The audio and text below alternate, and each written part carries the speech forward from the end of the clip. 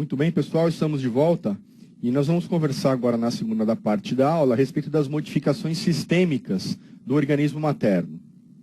Então, conforme nós dissemos, essas modificações sistêmicas muitas vezes acabam levando ao limite da capacidade funcional daquela gestante, em algumas situações até acabam levando a processos, a situações patológicas, não é?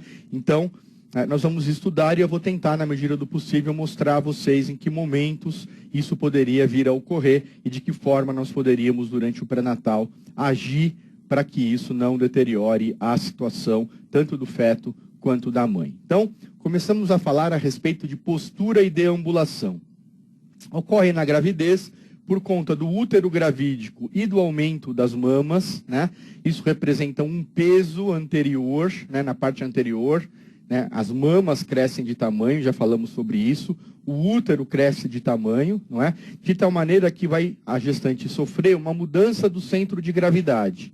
Então, quando nós estamos pensando a respeito aí da física, né, o centro de gravidade que mantém a pessoa em pé, né, este aumento de mamas e aumento do útero aumentaria ou modificaria o centro de gravidade. De tal forma que a gestante, para que ela se mantenha em pé, para que ela possa se manter com equilíbrio, o que ela faz é a abertura da base, o alargamento da base. Então, ela afasta as pernas. Tá? Além disso, o que ela faz para compensar este aumento de peso pelas mamas e pelo útero é uma lordose lombar. Então, se nós formos olhar a grávida de lado, eu vou dizer que ela alarga a base, ela alarga e ela coloca a barriga para frente. Ela faz uma hiperlordose. E aí ela sai andando desse jeito, com a base alargada e as costas com essa hiperlordose. Como é que chama esse andar característico da grávida? Marcha anserina, marcha do ganso. Tá? Por que a grávida anda assim, com a barriga para frente, uma hiperlordose com as pernas afastadas? Por conta da mudança do centro de gravidade. Tá? Então, marcha anserina. Tá certo? Nos ossos e articulações, nós falamos na aula passada, eu vou repetir, a respeito da embebição gravídica. Né? Então nós temos, por conta da ação hormonal, uma retenção de água pelas células e pelos tecidos. De tal forma que você vai ter uma frouxidão ligamentar. Os ligamentos tornam-se mais frouxos, tornam-se menos resistentes, mais amolecidos. Isso pode levar a uma tração ou uma compressão das estruturas nervosas. Vou dar um exemplo. Lembra do túnel do carpo? Estou falando aqui de algo que não é da minha área, hein? Estou falando algo de ortopedia, mas vamos lá. Lembra do túnel do carpo? Temos aqui o carpo, os diversos ossinhos do carpo, e nós temos uma bainha, temos tendões, temos ligamentos, uma bainha que reveste esses ossos. Por entre esses ossos, nós temos estruturas nervosas que passam entre eles. Certo? Estruturas que vão para os dedos, que vão para as mãos. Na gravidez, como ocorre essa embebição, esse aumento desses tecidos, esse aumento dos tecidos pode comprimir essas estruturas nervosas. E a gestante, a grávida, durante a gestação, pode ter uma síndrome do carpo, que é justamente a compressão dessas estruturas nervosas que passam entre os ossinhos do carpo. Então é comum a gestante referir que tem dormência, que tem informigamento nos dedos, nas mãos. Por que isso acontece? Porque você tem uma compressão dessas estruturas nervosas quando passam por entre essas bainhas do túnel do carpo. Isso é normal, isso é esperado. Isso ocorre também em membro inferior. Tá? Temos que lembrar da importância da sustentação de membros inferiores durante a gestação. É comum grávida que torce o pé, que cai após torcer o pé. Por que isso acontece? Porque os ligamentos que dão sustentação ao pé, ao tornozelo, que mantêm a pessoa em pé, eles ficam frouxos. Então, pisou torto, pisou num buraco, torce o pé, cai, bate a barriga. Por isso que recomendamos que grávida não use salto. Ah, mas eu uso salto a vida inteira, estou acostumada a usar salto. Não tenho problema em andar com salto, mas você não estava grávida.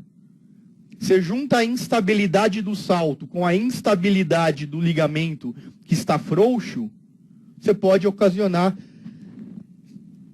Vontade de espirrar, desculpem. Você pode ocasionar um maior risco de queda. Tá? Então, essa imbebição gravídica é importante quando nós pensamos em riscos para a gestante. Pele. Na pele ocorre a hiperpigmentação. Então, a hiperpigmentação ela se dá principalmente na face, com as manchas do cloasma, geralmente em forma de borboleta, na região malar, na região do nariz, na região da testa, né? Mulheres que não gostam, que não querem ter esse cloasma, orientar para que usem protetor solar, que diminui essas manchas, né? Pode diminuir essas manchas, tá? As mamas, então você tem, conforme nós falamos, a areola primária e a areola secundária hiperpigmentadas, falamos na aula passada isso, né? E temos no abdômen a linha nigra. Então temos a linha nigra no abdômen, que também é um sinal, é uma modificação gravídica que ocorre na pele. Temos ainda na pele as estrias gravídicas. Podem ser estrias avermelhadas ou estrias perolizadas. Quando na gestação atual, são estrias avermelhadas. Quando fora da gestação, elas se tornam brancas, se tornam esbranquiçadas, perolizadas. Já caiu em prova o seguinte: as alterações gravídicas retornam à situação pré-gravídica após a gestação. Qual é a única alteração gravídica que não retorna à situação pré-gravídica? As estrias, porque as estrias não desaparecem. Uma vez que apareceram as estrias na gravidez, elas não vão desaparecer após a gravidez. Elas só vão se tornar brancas, tá? Teleangiectasias podem aparecer em face, no pescoço e no tronco por altos níveis estrogênicos, assim como o eritema palmar. Tá? Você pode ter também eritema palmar. No sistema digestivo ou digestório, né, costuma dizer digestório atualmente, a gestante pode apresentar anorexia e náuseas. Tá? Pode apresentar também gengivorragia, pode apresentar cialorragia. Então é comum que elas se queixem de sangramento gengival e de uma produção excessiva de saliva. Você vai orientá-la, primeiro, que a gengivorragia você tem que cuidar com relação à cerda das escovas e com a força da escovação. Evitar que ela escove os dentes com cerdas muito duras e com muita força. Isso diminui o sangramento gengival, tá?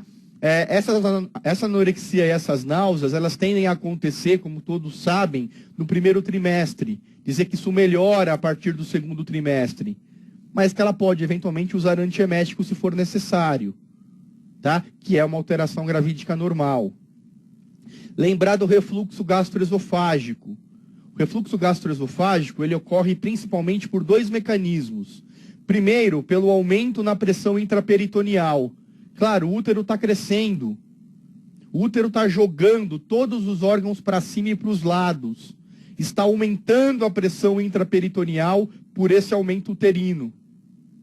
Além disso, eu falei para vocês, e falei que ia repetir isso várias vezes durante a aula de hoje, a progesterona leva a uma diminuição do tônus muscular, ao miorrelaxamento, de tal maneira que os esfíncteres tendem a ficar mais relaxados. Então, esse esfíncter esofágico mais relaxado favorece o refluxo gastroesofágico. O paciente pode referir pirose durante a gestação. Tá? A ação da progesterona também leva a um esvaziamento gástrico lentificado. A progesterona, de maneira geral, ela diminui todo o peristaltismo gastrointestinal. Por quê? Porque diminui a motilidade muscular. Então você vai ter um tempo de esvaziamento gástrico maior.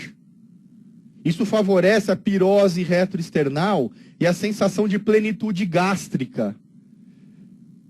Então ela diz assim, olha, eu comi na hora do almoço e fiquei até às 10 da noite com a sensação de que estava com o estômago cheio. Parecia que eu tinha comido uma refeição enorme. É isso mesmo, o estômago fica cheio. Tá? Demora mais para o esvaziamento gástrico. Isso é ação de quem? Da progesterona. Tá? O peristaltismo intestinal diminuído pode levar a uma constipação intestinal. Então as mulheres que normalmente já vão menos ao banheiro, que têm o hábito intestinal de maneira geral mais preguiçoso, na gravidez isso tende a piorar. Então você deve orientar com relação à dieta rica em fibras, a tomar muita água todos os dias, a evitar os laxantes que contêm fenolftaleína, porque eles agridem a mucosa intestinal. Vamos falar sobre isso na aula seguinte, que é a aula de pré-natal. Tá bom? Sistema digestório ainda, lembrar da fosfatase alcalina, que há a modificação na produção da fosfatase alcalina. Há uma alteração, há uma diminuição na concentração sérica de albumina. Essa diminuição pode chegar a 20%. Em contrapartida, há um aumento na produção de alfa e beta-globulinas. Então, a relação albumina e globulina diminui. Porque se eu diminuo a albumina e aumento a globulina, essa relação vai diminuir. Tudo bem? Lembra aí da matemática, né? Fui falar que a conta era fácil e levei bronca no intervalo, que eu não devo falar que as contas são fáceis. Então as contas são muito difíceis. Relação albumina e globulina diminui. Por quê? Porque a albumina diminui, né, e o denominador, que é a globulina, aumenta. Então isso matematicamente essa relação vai diminuir. Tá bom? Sistema digestivo, ainda a vesícula biliar. Olha, gente, repetindo isso porque é importante, porque cai na prova e explica uma série de coisas. Você tem uma menor contratilidade também da vesícula biliar. Por que contrai menos? Porque a progesterona age no músculo. Tá? E essa menor contratilidade, essa maior estase biliar, porque diminui a contratilidade, aumenta a estase biliar, aumenta o risco de formação de cálculos. Então a gravidez é um momento de risco para a formação de cálculos. Tá bom? Sistema circulatório. A frequência cardíaca se modifica, ela tende a aumentar. O débito cardíaco aumenta, ele se modifica, ele fica máximo próximo da 20ª semana, e aí se mantém. Então há um aumento do débito cardíaco. E por conta disso, o rendimento cardíaco também aumenta, em cerca de 30% a 40%. Tá? Vamos falar aqui, olha, a gravidez representa um fator de sobrecarga para o coração. O coração da grávida tem que trabalhar mais. O coração da grávida ele é sobrecarregado por conta das modificações gravídicas. Tá? Existe uma situação que nós chamamos de hipercinesia gravídica, que é esse aumento de frequência, que é esse aumento de débito. Tá? Esse regime de hipercinesia gravídica leva, no exame físico, a um desdobramento da primeira bulha. Então você ausculta um desdobramento da primeira bulha e um sopro sistólico parasternal. Então são sinais normais, comuns, de você auscultar na grávida. Esse sopro parasternal e esse desdobramento de primeira bulha. Tá? Ainda no sistema circulatório, cardiocirculatório, a redução dos níveis da pressão arterial. Lembram, gente? A placenta se desenvolve e esse desenvolvimento placentário se dá pela invasão do trofoblasto. Falei disso na primeira aula. O trofoblasto, ele invade a parede, o endométrio, e invadindo o endométrio, ele encontra a circulação materna. Invadindo a circulação materna, ele invade a camada média, destrói a camada média dos vasos. Diminui a resistência vascular. É importante diminuir a resistência vascular, favorecer que o sangue chegue até a região da placenta, é muito importante. É aquilo que vai dar sobrevivência para o embrião. Tá? E aí, como a placenta depende da resistência vascular, né? O bom funcionamento da placenta depende de um bom funcionamento desse regime, né, de baixa resistência vascular, para que ela receba bastante sangue, para que ela possa proporcionar ao embrião os nutrientes, os gases e fazer as trocas necessárias, né, a pressão arterial também tem relação com a resistência vascular. Ora, se cai a resistência vascular, consequentemente a pressão arterial também cai. A pressão arterial também cai, tá? Porque a placenta é um território de baixa resistência e você pode ver em alguns lugares alguns autores escrevendo como se fosse uma fístula arteriovenosa. Fístula porque é uma região de baixa resistência, tá? Existe, e isso já caiu em algumas provas também, um gráfico, que é o gráfico da pressão arterial durante a gestação. Como é que funciona a pressão arterial durante a gestação? Funciona da seguinte maneira, ó. Então isso aqui é primeiro trimestre, segundo e terceiro trimestre. No começo da gestação, a pressão arterial cai. No segundo trimestre, ela está nos menores níveis. E no terceiro trimestre, ela se encontra em níveis próximos aos pré-gravídicos. Então, esse é o comportamento da pressão arterial durante a gestação. Cai desde o início da gestação. Então, este é o nível inicial. Aqui já começa a cair. Atinge menores níveis no segundo trimestre. Então, o nadir dos níveis pressóricos é no segundo trimestre. E a partir do final do segundo trimestre, começo do terceiro trimestre, há um aumento dos níveis pressóricos até que próximo ao parto, você tem níveis pressóricos semelhantes ao que você tinha no pré-gravídico. Então guarda este gráfico. Começa a cair o nível pressórico, cai até o segundo trimestre, começa a aumentar de novo no final do segundo trimestre e atinge níveis próximos ao que era no início da gestação, na época próxima ao parto. Tá bom? Então, é o que está dizendo aí, olha, maior queda no segundo trimestre, normalização no terceiro trimestre. Ainda o sistema circulatório. Existe a compressão da veia cava inferior. O útero, nós falamos que pelo aumento do útero, o útero chega a pesar 4 a 5, chega a pesar 1 quilo, chega a ter volume de 4 a 5 litros, né? Então é um peso considerável, não é? E esse útero repousa por sobre a veia cava inferior. Tá? O útero ele tem uma posição de destroversão, tudo isso eu falei hoje para vocês. Acredita-se que essa destroversão seja pelo intestino à esquerda, que é fixo, e que dificulta, né, o útero ficar mais para o lado esquerdo, porque o intestino ocupa lugar, então ele tende a ficar mais à direita, né? E esse útero sobre a veia cava inferior dificulta o retorno venoso. Dificultando o retorno venoso, aumenta a pressão venosa em membros inferiores. Aumenta a pressão venosa nos membros inferiores, levando à presença de edema e de varizes. Então, toda a circulação que está abaixo do útero tem aumento na sua pressão vascular.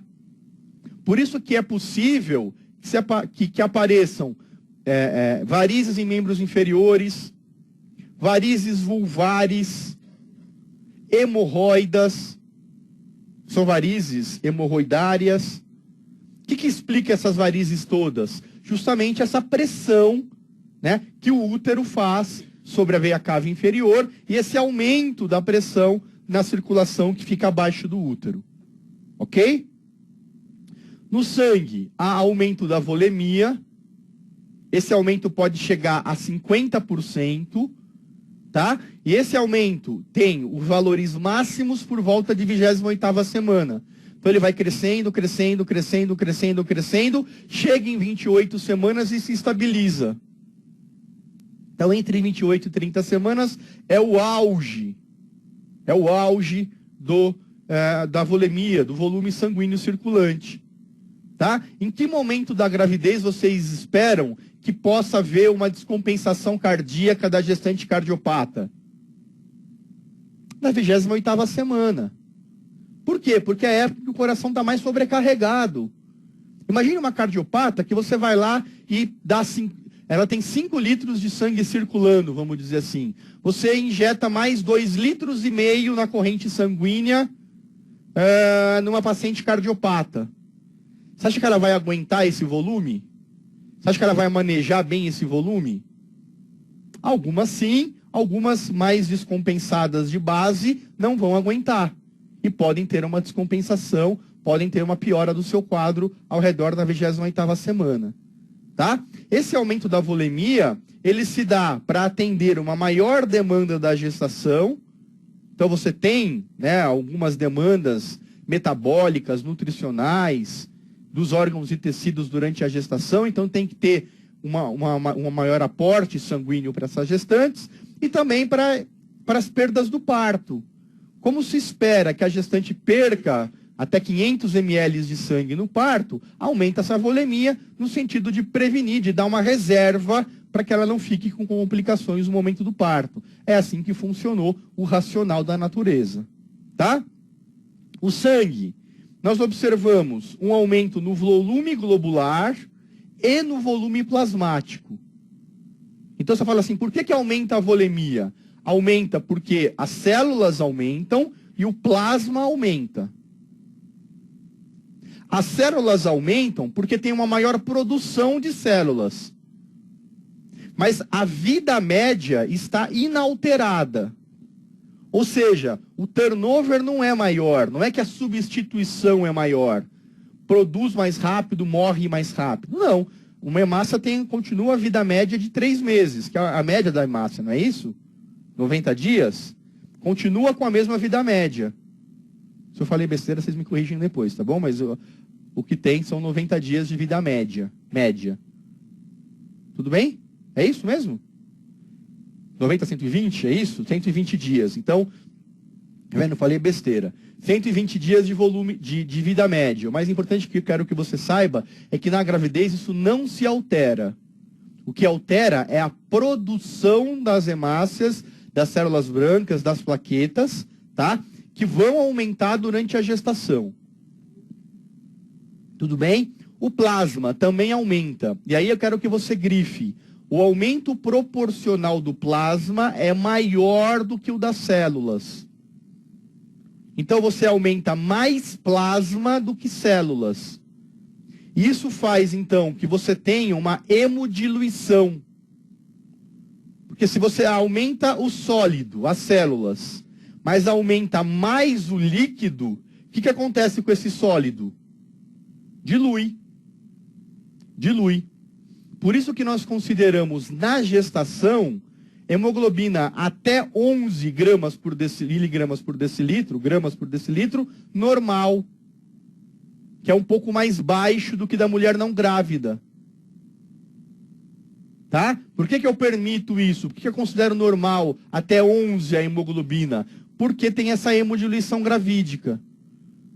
Abaixo de 11 não é mais fisiológico. Eu preciso fazer pesquisas, eu preciso ver o porquê dessa anemia. A mesma explicação para que eu tenha leucocitose.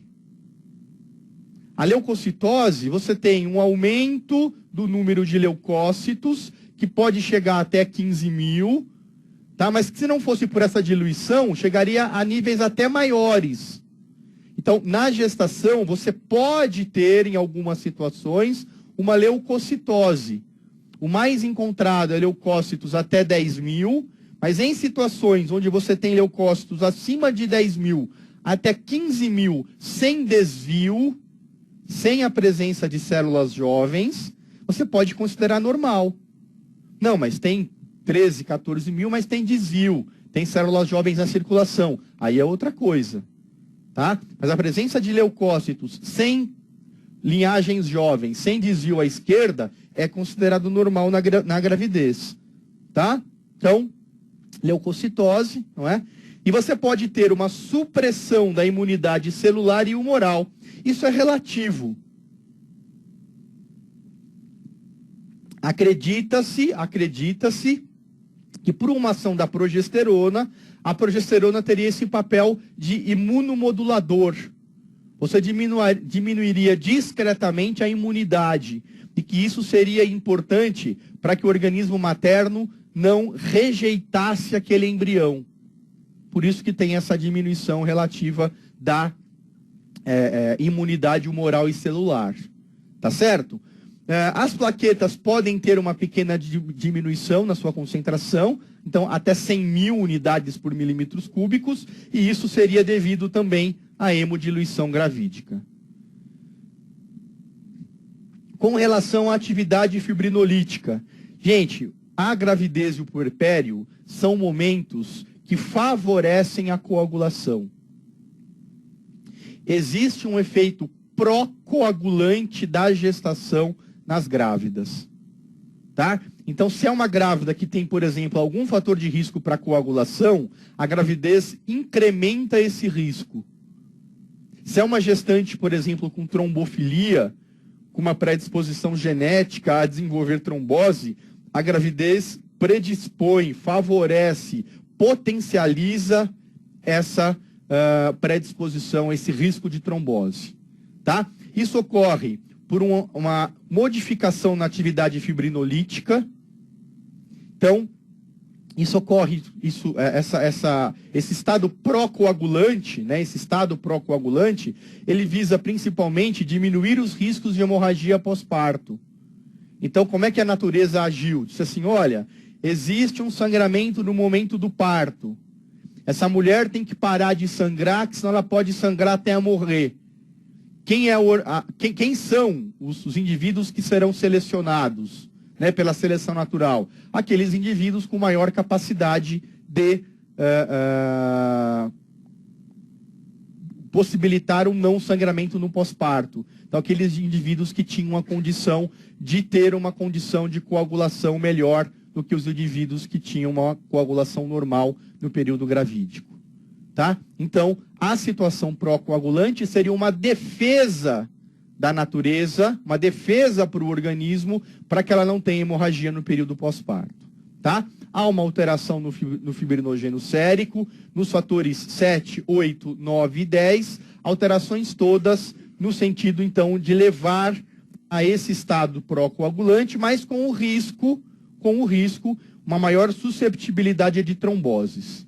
Tá? Então, a gestante vai viajar, a gestante por muito tempo, a gestante vai ficar acamada, a gestante tem um risco. Você vai, por exemplo, no mínimo prescrever para ela meias elásticas. Gestante pode viajar de avião? Pode, é uma viagem muito longa, tome muito líquido, use meias elásticas. Né? Diminua o risco, você está associando riscos de trombose a uma gestante que já tem um fator de risco, que é a própria gestação. Tá bom? Sistema respiratório. Você tem uma alteração no diâmetro da caixa torácica e você tem uma elevação do diafragma. Essa elevação do diafragma se dá justamente por esse aumento na pressão intraperitoneal e mais tardiamente pela presença do útero.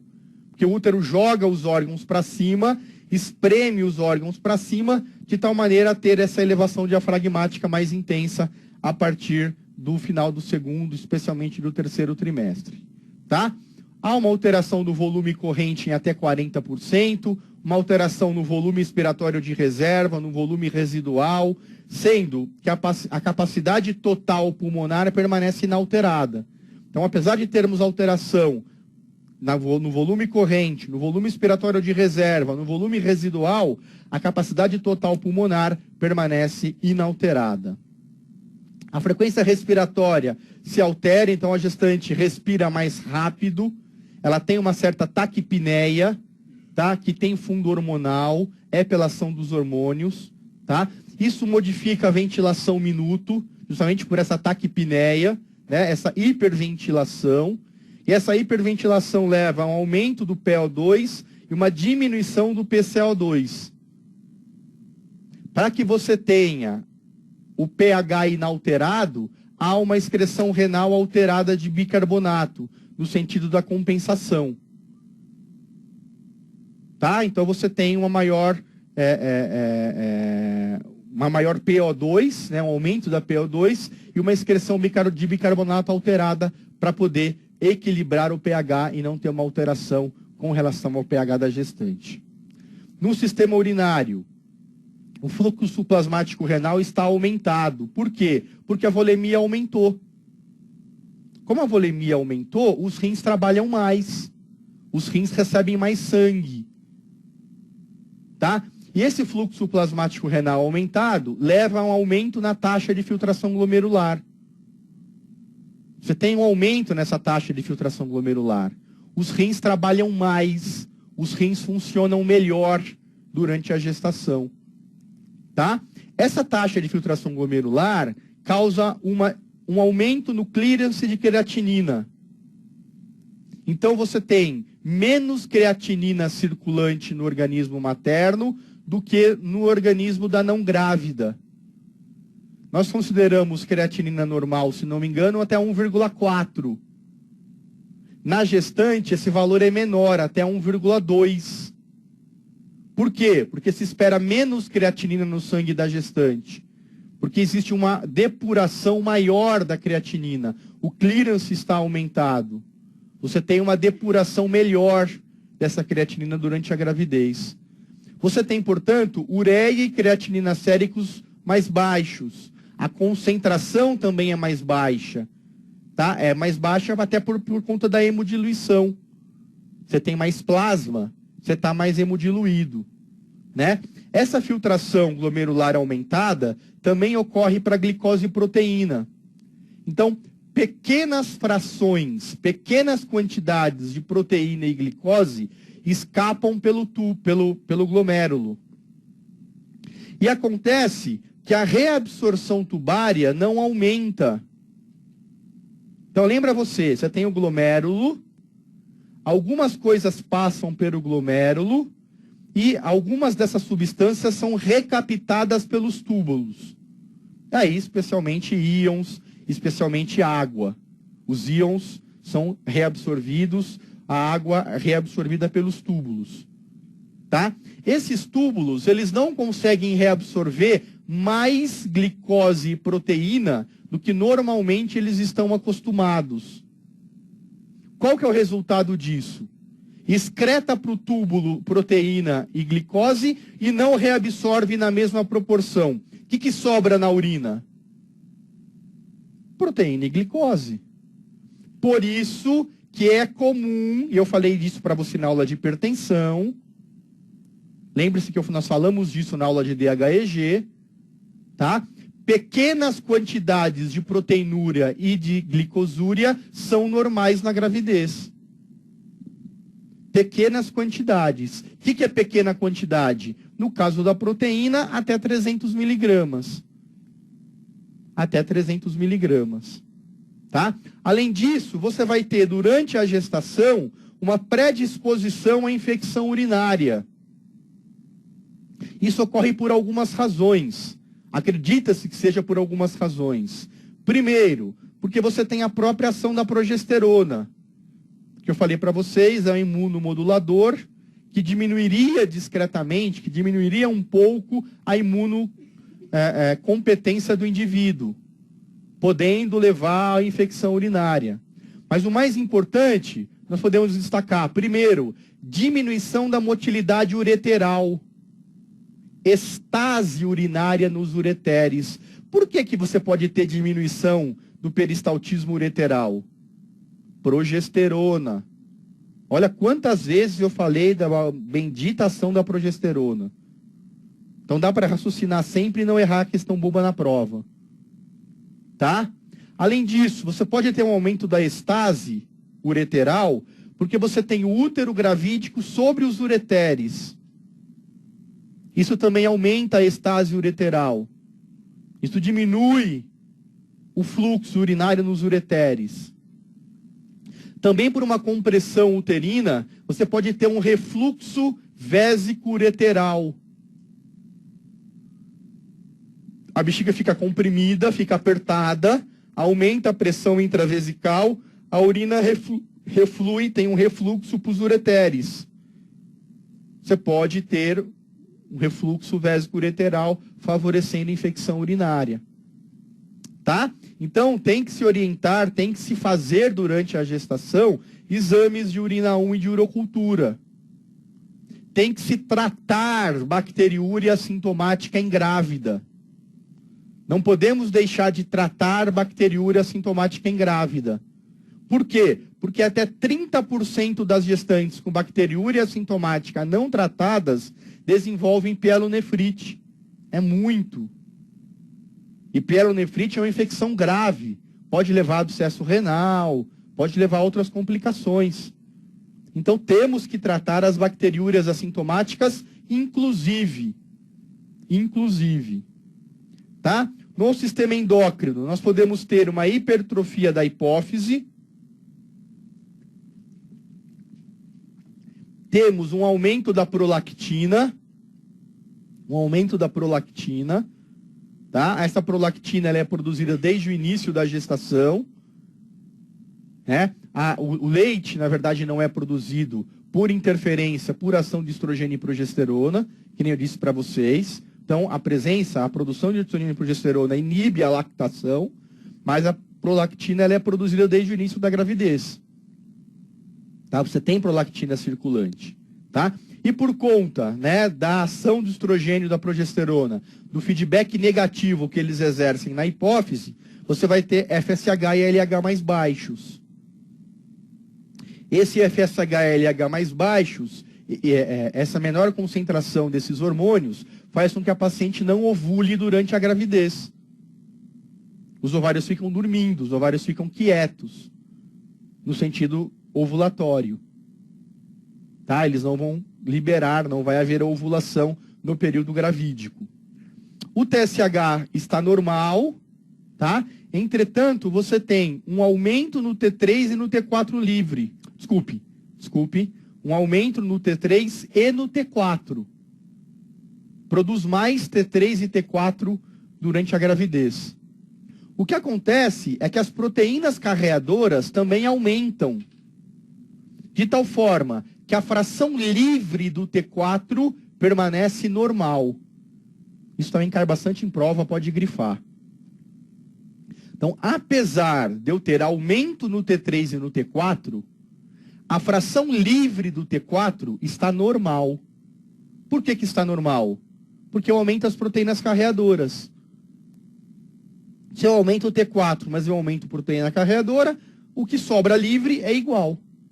Por isso que o T4 livre é o mesmo fora ou na gravidez. Tudo bem? A insulina, a produção da insulina, ela aumenta no decorrer da gestação, e isso ocorre graças a uma resistência periférica à insulina que progressivamente aumenta durante a gestação. Então, por ação de hormônios placentários, especialmente o lactogênio placentário, que é um hormônio produzido pela placenta, em quantidades crescentes, cada vez mais crescentes ao longo da gestação, tá? Você tem um aumento da resistência à insulina. Isso é importante? É importante. Qual que é o racional da natureza? Por que que o indivíduo, por que que a grávida tem a produção desse lactogênio placentário no sentido de dificultar a ação da insulina? Vamos entender.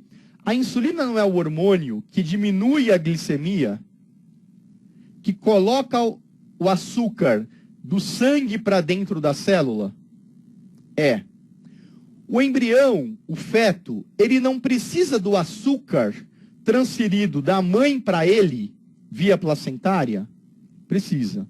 Pois veja, se o açúcar estiver dentro da célula e não na corrente circulatória, esse açúcar não vai ser transportado para ele. Esse açúcar vai ficar dentro da célula da mãe. Então, o que é importante para o embrião? Que esse açúcar fique na circulação materna. E para que esse açúcar não vá para dentro da célula, ele teria que interferir no metabolismo de quem? Da insulina. Então, o racional da história, né, a razão para que isso acontecesse, é justamente para que você possibilitasse uma maior disponibilidade de açúcar para a placenta e para o feto. Tá? Como é que a gestante se livra disso? Porque ela não pode, afinal de contas, ficar hiperglicêmica. Ela não deve ficar hiperglicêmica. Não é bom que ela fique hiperglicêmica. Então, como é que uma gestante normal atua? Como é que uma gestante normal se cuida com relação a isso? O seu pâncreas produz mais insulina. Como o lactogênio placentário aumenta no decorrer da gestação, a resistência à insulina aumenta no decorrer da gestação e, consequentemente, a produção de insulina pelo pâncreas materno aumenta durante a gestação. Tá? Por que eu estou fazendo questão de explicar isso em detalhes, gente? Porque é tanta coisa que você tem que saber, aumenta isso, diminui aquilo, acontece isso, primeiro trimestre, terceiro trimestre, se você... Eu acho, assim, posso estar enganado, mas que se você entender o mecanismo pelo qual acontece, fica mais fácil de você, na hora da prova, não confundir. Então, por mais que possa parecer algo, para alguns, possa parecer fácil ou banal, eu gosto de esmiuçar isso em detalhes, justamente para que você, uma vez que você tenha entendido, e não precise simplesmente decorar, para que você possa, na hora da prova, fazer sem condições de esquecer ou de se confundir com alguma besteira. Tá bom? Então, existe uma alteração no regime de aldosterona, na função, na verdade, na dinâmica, né, na homeostase da aldosterona, de tal forma que o sistema renina-angiotensina-aldosterona favorece a reabsorção renal de sódio. Tá? Então, você tem uma reabsorção renal de sódio favorecida por conta da ação do sistema renina-angiotensina-aldosterona. Tá bom? Vamos discutir algumas questões. Então, uma questão de 2015.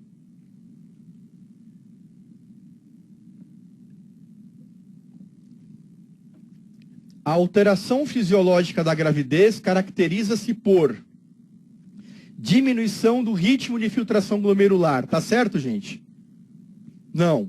Aumenta a volemia, aumenta fluxo sanguíneo renal e aumenta o ritmo de filtração glomerular. Então tá errado. Redução do tônus do esfíncter esofágico inferior. Tá correto. Ação de quem? Progesterona. O que a progesterona faz? Diminui motilidade muscular, relaxamento. Então, diminui o tônus do esfíncter esofágico inferior. Perfeito. Alternativa correta. Alternativa B, de Brasil. C. Elevação da resistência vascular periférica. Aumenta a resistência vascular? Não, diminui. Nós vamos ter a placenta, a formação da placenta, a invasão dos vasos uterinos, dos vasos da decídua, tá? Consequentemente, a formação de um território de baixa resistência e uma diminuição, portanto, da resistência vascular periférica. Tá bom? D. Redução do volume sanguíneo. Aumento da volemia. Até 50% de aumento da volemia. Volemia máxima 28 semanas. Tá bom? Elevação da motilidade intestinal. Diminuição da motilidade intestinal. Ação da progesterona de novo. Então, pega uma questão dessa, gente, que você muitas vezes fala assim, putz, isso aí eu estudei no 4º ano da faculdade, eu vi com o Fábio lá no comecinho do ano. Será que eu vou lembrar disso? Vai. Você lembrou uma palavra-chave, progesterona. Você consegue raciocinar essas modificações que nós estamos discutindo. Será que aumenta ou que diminui? Opa, ele falou que a progesterona diminui motilidade. Ah, então o intestino diminui motilidade, vesícula diminui motilidade, esfíncter esofágico diminui a contração, estômago diminui motilidade, aumenta tempo de esvaziamento gástrico. Então, com uma informação, você responde tudo isso. Tá? A gestação é um período no qual o organismo materno passa por numerosas mudanças fisiológicas inerentes a esta fase. Assinale qual alteração não faz parte desse processo. Então vamos lá de novo. Aumento do fluxo plasmático glomerular. Faz? Faz, tá? Então ele está perguntando qual alteração não faz parte. Atenção no enunciado, tá? Aumento de fluxo plasmático. Faz. Já falamos disso. Proteinúria. Então, pois é. Cuidado. A proteinúria até 300 miligramas faz. Faltou uma palavra aí. Proteinúria patológica. Ou mais do que 300 miligramas de proteinúria. Por quê? Porque ele considerou como correta esta alternativa. Então, esta é uma alternativa que nós brigamos.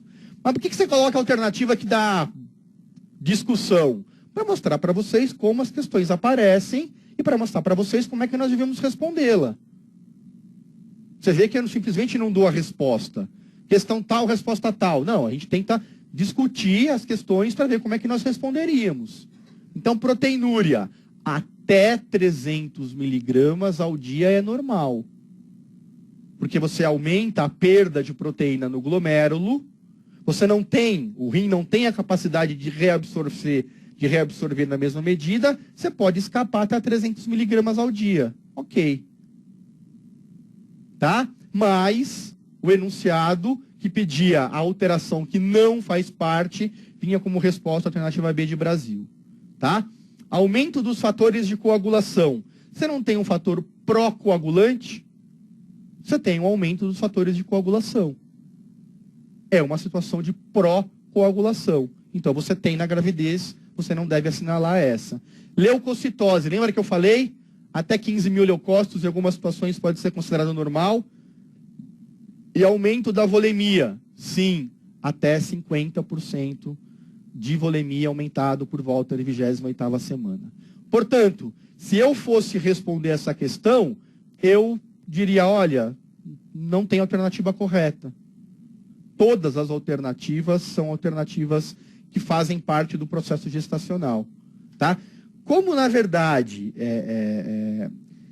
digamos que a única alternativa que poderia dar discussão, proteinúria patológica e tal, talvez, veja, eu não vou discutir que essa questão aqui deveria ser anulada. Tá? Mas talvez desse para responder proteinúria, porque dá para ter certeza que o resto está tudo certo. A proteinúria é a única coisa que você diria, olha, mas proteinúria sempre é patológico. Você pode ter proteinúria no DHEG, que é considerado patológico. Aí você, eventualmente, diria, essa aqui é a menos errada, vou assinalar essa. Mas em questão de prova não pode ter a menos errada. Tem que ter a alternativa que você vai indicar de maneira inequívoca. Tudo bem? Então, coloquei essa questão para a gente poder fazer aí uma pequena discussão sobre ela. E aí, sobre as modificações fisiológicas do organismo materno durante a gestação normal, é correto afirmar que há um estado de hipercoagulabilidade durante o ciclo gestativo, verdade? Há um estado de hipercoagulabilidade, há um estado pró-coagulação? Existe. Então, essa alternativa é uma alternativa boa. Tá? Apesar de dizer hipercoagulabilidade, não pró-coagulante, a gente pode considerar isso como uma boa alternativa. Vamos ver se há uma melhor do que essa ou se eles deram essa mesmo como a correta. Tá? Então, há aumento na concentração de albumina. Opa, não, diminui a albumina e aumenta a globulina, é o contrário. A resistência vascular periférica está diminuída, aumentada está errado, então não é a C. O volume sanguíneo é reduzido em cerca de 30%. Errado, aumentado em cerca de 50%. A hiperventilação com diminuição da... Gente, quando você hiperventila, o que você faz? Aumenta o PaO2. Não é isso? Você está hiperventilando. E aumento da PCO2 materna. Não, é o contrário. Tá? Portanto, a melhor alternativa que realmente deveria ser assinalada é a alternativa A de América. Tudo bem, gente? Eram essas as questões que nós tínhamos para discutir com vocês. Vamos dar 10 minutinhos de intervalo e na volta eu vou discutir as dúvidas que porventura tenham aparecido durante as nossas 2 primeiras aulas, tá bom?